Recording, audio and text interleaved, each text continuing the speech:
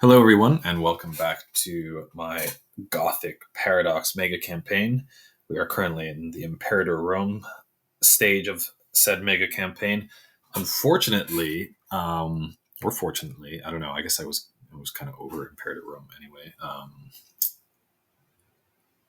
Even though it is definitely, I'm definitely enjoying it, but I'm more used to CK3 and some of the other games. But anyway, this is going to be the last episode of Imperator Rome, even though it's only 193 ish AD.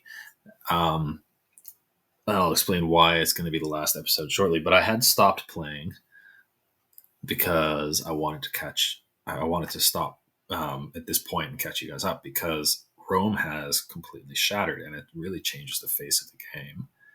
And I the Roman revolt still going on in the boot and in Sicily, and a bunch of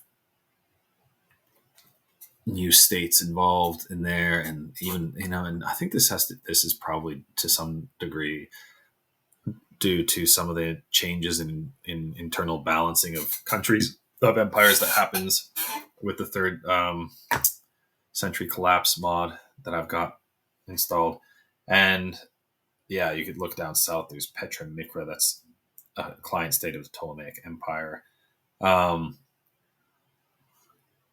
yeah, so I was really excited for by Rome shattering, and I was thinking, oh, you know what I'll do is I'll just really blob as the Goths, and then do something to nerf myself when I moved to CK3. Seemed like it would be fine to do, and unfortunately, when I went to start playing again, the game would crash on April 16th, no matter what I did. I turned off autosave. I went through the error logs had a lot of entries in them. So it wasn't like, oh, there's just one thing I can change. It looked pretty messy. So I don't know if it was something to do with an Invictus update. Maybe I installed an Invictus update without realizing it. And so I can't play in Imperator Rome anymore. But all is not lost. I'm going to go ahead and convert to CK3. And even though it's going to be a really early start date for CK3, I'll just play all the way through. I mean, it's going to be a long CK3 playthrough. It's going to be from about 280 to about, well, when does CK3 end? I think you can push it all the way to early 1400s. So, which I don't think I've ever made it that far in CK3. I usually start with the early start date in the 800s and usually only make it through a couple hundred years before before I start a new game for some reason, or usually some new some new content for CK3 comes out, some DLC, and I'm like, oh, I'll just start over now that I have that. But anyway, I'm going to try to push this one all the way through for over 1,000 years of history in CK3, which will be interesting. I don't know. It might end up feeling a little bit broken by the end, or feel a little broken at the beginning, but we'll find out. One of the first signs I saw that not all was right in the world of Imperator Rome when I started playing it again was I opened up the game and everybody's faces were squished, as you guys can see. I'm looking at these faces. Anything that's not a baby, the face is completely bizarre, and I don't know how or why that happened.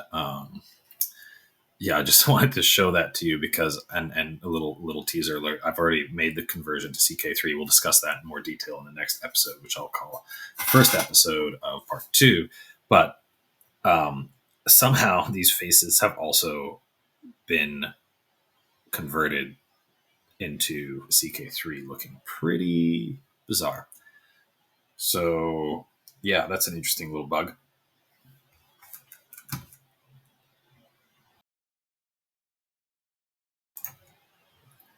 And I'm not going to take too much more time here. I just wanted to look over the map with you guys really briefly before signing off, just so we have an image in our head of I mean, I'm really curious how this converter works and what it does to all the cultures, and how it takes points and things and moves them across from imperators. So anyway, I thought it'd be good to have a frame of reference of our European theater, at least, before we go ahead and look at making the conversion in the next episode, and just kind of looking around. So we still have Britannia, we have a Celtic Britain, we have Celtic, most of Gaul and Iberia are still Celtic or Ibero-Celtic, and Carthage holding on to the southern tip there. So interesting little Punic area there.